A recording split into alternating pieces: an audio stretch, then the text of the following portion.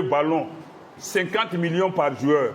Et villa de 50 millions pour un seul individu. Et toute une famille qui est délocalisée, qui est sous la pluie. Je dirais que ce serait injuste. Et Allah n'aime pas l'injustice. Ils ont apporté la joie dans le pays, mais avec l'appui de ces mêmes populations. Et là, c'est du jeu. Nous avons tous soutenu parce que nous avons estimé que ça va amener plus d'harmonie, plus de rapprochement entre les peuples du pays. Et ça a fait son effet. Mais la joie n'a été que de courte durée. Et ceux-là, 22 ou 20, combien de personnes, 30 personnes, ont reçu de la fortune. Un seul individu, 100 millions. Et toute une famille déguerpie, de façon inopinée et brutale, ces familles-là dorment encore sur les gravats. Allah n'aime pas l'injustice. Que nos autorités se penchent sur ça. Ce n'est pas les moyens qui manquent à la Côte d'Ivoire. Avec ce niveau de développement, ce n'est pas les moyens qui manquent pour établir cela dans leurs biens.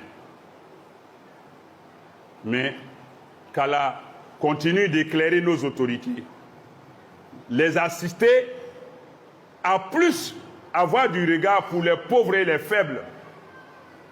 C'est à cela que le pays va connaître plus d'ascension, plus de prospérité, wallahi. Mais si les pauvres sont brimés, sont opprimés, ce ne sera pas de tout repos pour les dirigeants ni pour le pays. Mais qu'Allah nous garde, qu'Allah nous protège et qu'Allah assiste encore une fois tous ceux qui ont été touchés et ceux qui sont susceptibles d'être touchés. Quand j'entends des gens dire on ne peut pas faire d'omelette sans casser œuf, toi-même ton omelette là, quand tu veux casser œuf là, tu ne casses pas œuf là n'importe comment. Tu ne prends pas l'œuf là dans ta main et puis l'écraser, verser son jus dans ton bol. L'œuf là, quand tu casses là, tu casses le bout doucement pour pouvoir verser son contenu. Ou bien tu prends une cuillère ou bien un couteau, tu le casses doucement, délicatement. On ne peut pas faire d'omelette sans casser œuf. Mais toi-même, œuf là, même quand tu casses là, c'est pas n'importe comment tu casses. Donc c'est une fausse théorie qui dit on ne peut pas faire d'omelette sans casser œuf. C'est pas tout. Vous avez entendu cet imam. C'est un musulman. C'est un leader d'opinion. Il s'appelle Imam Berté. On va d'abord clairement exposer sa pensée pour ne pas qu'on dise qu'on s'est trompé ou bien même que lui-même s'est trompé. Imam Berté dit que les déguerpissements qui ont été faits, ça a été fait dans l'injustice ou bien ça conduit à l'injustice. Et qu'aujourd'hui, quand on regarde l'équipe nationale de la Côte d'Ivoire constituée d'à peu près 22 personnes avec le staff technique, si on inclut ces personnes, ça irait un peu plus loin, et que chacun de ces joueurs aurait eu 100 millions, à raison de 50 millions cash et d'une maison avec une valeur de 50 millions, et que c'est injuste quand des personnes ont été déguerpies. Voilà un peu la base de sa pensée. Et il dit qu'il faut qu'on fasse attention parce que Dieu n'aime pas l'injustice. Et donc voilà le fond de sa pensée. J'aimerais dire à l'imam Berté que ce qu'il dit là, c'est très intéressant à entendre. Ce qu'il dit là, ça plaît au cœur. Ce qu'il dit là, ça résout quoi? Toutes ces belles paroles là, ça résout quoi? Donc toi, ton Dieu, Allah, savait qu'il y avait des pauvres, mais Allah n'est pas venu les aider. Toi-même, tu sais que tu as des belles paroles. Tu sais que ces pauvres-là existaient. Et ton Dieu existe. Mais pourquoi tu ne demandes pas à ton Dieu d'aller les aider? Parce qu'il faut avoir le courage. De la même manière qu'il a eu le courage de parler, c'est comme ça aussi qu'on aura le courage de le répondre. D'abord, quand tu parles d'injustice, je ne sais pas si peut-être tu te rends compte que c'est un mot français qui vient du latin. Je vais t'expliquer ce que c'est que l'injustice. L'injustice, c'est toute action qui vient désorganiser ce qui était déjà en harmonie. Ça veut dire tout ce qui était là, et puis c'était correct. Et puis ça répondait aux normes. C'était correct, et puis tout le monde, on s'est entendu sur ça, et puis on était tous d'accord là. Quand quelqu'un vient changer ça, c'est ça qu'on appelle le désordre. C'est ça qu'on appelle l'injustice. Exemple, quand tu quittes, les règles de la Côte d'Ivoire, c'est que chaque Ivoirien doit vivre dignement. Nous tous, on est d'accord avec ça, quelles que soient nos religions. Mais quand quelqu'un décide de vivre indignement, en allant prendre et coloniser des territoires, en transgressant, en violant les règles qui disent que quand quelque chose ne t'appartient pas, il ne faut pas prendre, c'est du vol. Ceux qui étaient dans les quartiers précaires là, ils étaient en train de voler.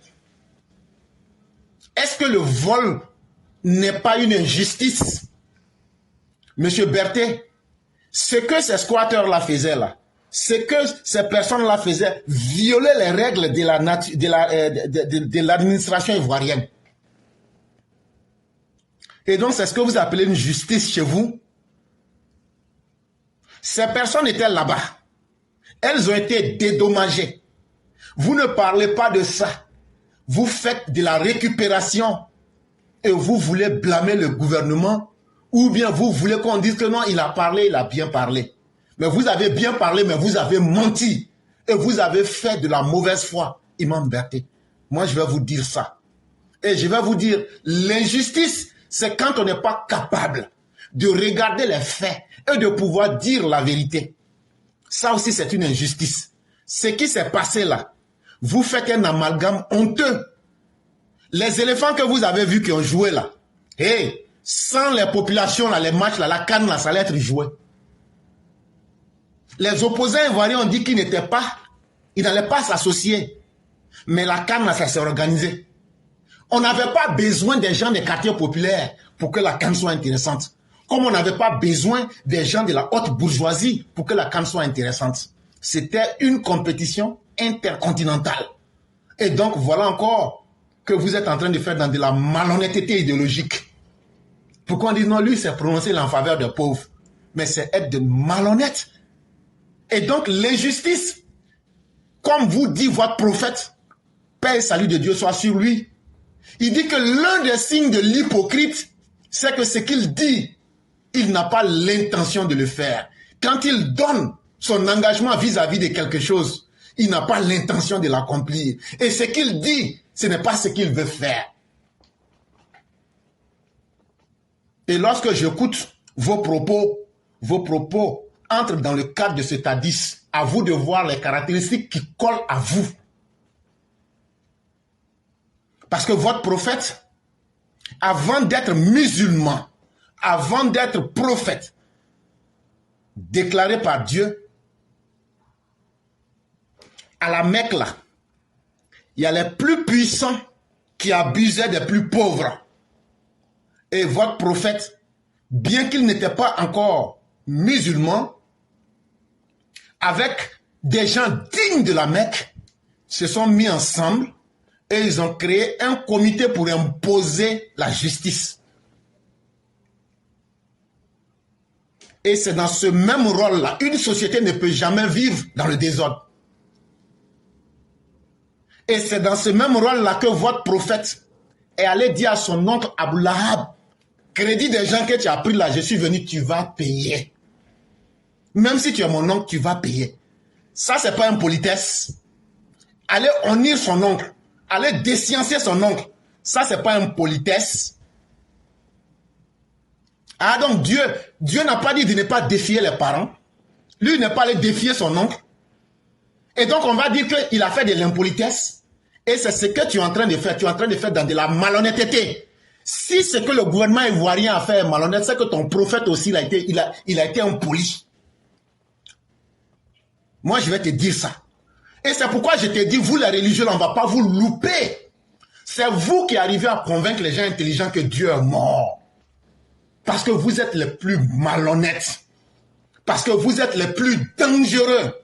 Partout où vous avez la force, vous utilisez vos dogmes pour rendre les gens plus bêtes. Partout où vous êtes impuissants, vous utilisez le langage de la pitié pour distraire les gens et les rendre plus petits et les rendre incapables de réfléchir. Vous pensez que vos livres religieux, quand on les lit et puis on dit c'est des faits historiques, on les analyse sous le prisme des faits pour les juger. Quand dans une société, ce qui n'est pas juste, on doit prendre des décisions, il faut des hommes forts. Venez me dire que le jour que votre prophète allait réclamer les dûs que Abu Lahab refusait de payer et qu'il lui a dit, quel que soit ce que tu veux, et tu vas payer là. Venez me dire si c'est un acte d'impolitesse ou même si c'est un acte de justice ou même si c'est un acte d'injustice. Tu ne peux pas parler et dire que non, ma parole là, j'ai fini de parler, tu vas passer. Ça c'est faux.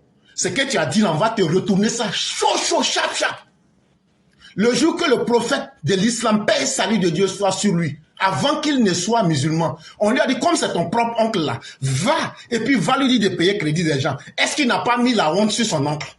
Mais toute règle sociale dit qu'il ne faut pas défier ses aînés ou bien les humilier.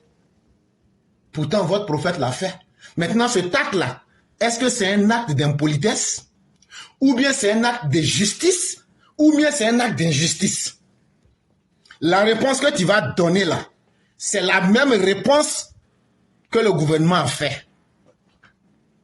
À force de trop jouer avec l'injustice, à force de trop jouer avec les sentiments, à force de trop se mentir, on finit par convaincre ceux qui sont dans l'illégalité qu'ils peuvent s'en accommoder. Et c'est des gens comme vous, Imam Berté, qui encouragez cela. Mais plus loin, laissons tout ça. Venons-en au fait. Parce qu'on a parlé du prophète du 7e siècle. Mais donne-moi un gouvernement qui n'a pas de défis à relever. Donne-moi une société dans laquelle il n'y a pas de défis à relever. Explique à tes fidèles, ces quartiers qui ont été déguerpis là, explique-leur les raisons et demande à tes fidèles si ces raisons-là sont valables ou pas. Et donc, à cause de vos religions, vous ne voulez pas réfléchir, mais vous voulez condamner les autres à ne pas réfléchir. Et vous avez toujours les jolis mots, mais derrière, vous n'avez aucune action. Et donc, vous, votre Dieu est si incapable qu'il n'a pas vu la condition de ces personnes-là. Votre Dieu est si incapable qu'aujourd'hui, vous l'appelez. Mais pendant combien d'années, les pauvres pour lesquels tu prétends, parce qu'en réalité, tu es hypocrite, tu prétends aujourd'hui parler, toi-même là, pourquoi tu ne vas pas vivre dans un bidonville?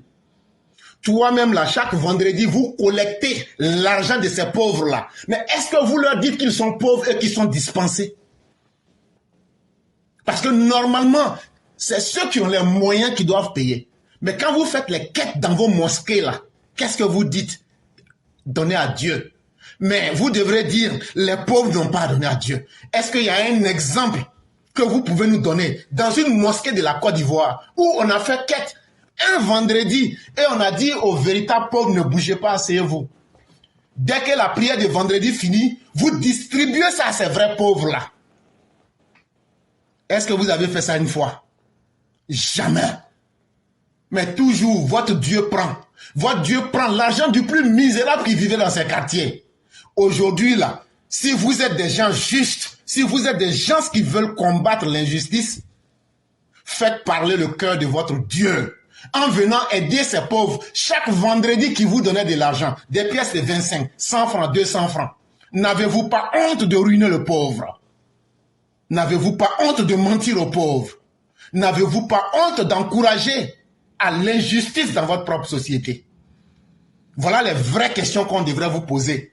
Et vous pensez que vous allez prendre le prisme de l'islam, la couverture de l'islam, et qu'on aura pitié de vous? Ça, c'est pas nous autres. De la même manière que j'ai chicoté les catholiques, c'est comme ça aussi que je vais vous chicoter, c'est comme ça aussi que je vais chicoter la communion. Parce que moi, je sais que le Dieu auquel je crois là, c'est un Dieu qui n'est pas dans ses sentiments. C'est un Dieu qui a un principe. Ce qui n'est pas juste n'est pas juste. Et ce qui est juste, on n'a pas besoin de plaire à quelqu'un pour faire cela. Chers Ivoiriens, ces déguerpissements-là, c'est fait pour quelle raison? On vous dit, c'est pour sauver des vies. Y a-t-il plus injuste que celui qui demande aux gens d'aller affronter la mort parce qu'ils sont pauvres? C'est ce que Imam Berté est en train d'encourager. Y a-t-il plus injuste que des gens travaillent pour payer des maisons, pour avoir des ACD. Et qu'il y a des gens, eux, ils disent, nous, on va s'installer n'importe où pour créer des nids de désordre, pour créer des nids de banditisme. Y a-t-il plus injuste que celui qui encourage cela? Y a-t-il plus injuste que l'imam Berthet qui dit des choses, mais qui n'a pas le courage de donner les détails qu'il faut? Parce qu'il doit être capable, de la même manière qu'il voit ça comme une injustice, il doit être capable de nous détailler les raisons qui font qu'il dit que c'est une injustice. On ne peut pas parler globalement alors que les exemples sont en face de nous tous. Personne parmi nous n'est encore mort. Il ne faudrait pas qu'on essaye de distraire l'opinion publique. Imam, vous avez fait une sortie de route. Ça n'honore pas les imams et ça n'honore pas vous-même en tant que personne humaine. Soyez prudents dans vos déclarations parce qu'à chacune de vos sorties, si vous vous amusez à ce jeu-là, on va vous prendre et vous peser correctement et vous donner votre vrai poids. Parce que l'acte qui s'est passé là, figurez-vous que ces personnes étaient dans ces quartiers. La misère qui est là-bas, là, ça va les encourager à se donner une nouvelle opportunité de vie. Est-ce que votre Coran même ne dit pas « Fa'inna mal usri yusran » et Dieu répète, près de la grande difficulté, il y a certaines facilités. Pourquoi ne pas profiter de ce verset du Coran pour dire, chers parents, vous étiez en difficulté, mais sachez que la grande difficulté est toujours suivie par la facilité. Trouvez en vous-même les ressources pour réfléchir, pour changer votre condition. Une religion qui n'enseigne pas à l'homme de grandir, c'est que son Dieu est mort. Et c'est pourquoi nous autres, nous ne pouvons pas croire en la bêtise des enseignements que vous donnez. Nous préférons croire au Dieu véritable qui nous dit de nous assumer et de réfléchir et d'être les surhommes sur cette terre-là pour faire la promotion de la vie et non de la stupidité et non de l'obscurantisme et non du mensonge facile. Ça, c'était pour vous les musulmans. Pour tous ceux qui se sentent concernés, ça, c'était pour vous. Mais il y a des musulmans sérieux en Côte d'Ivoire qui se respectent. Vous n'êtes pas concernés parce que vous réfléchissez avant de parler. Et cet imam-là, il n'a pas réfléchi avant de parler. Et nous, on va lui dire ça en grand caractère. Ça, c'était pour cet imam-là.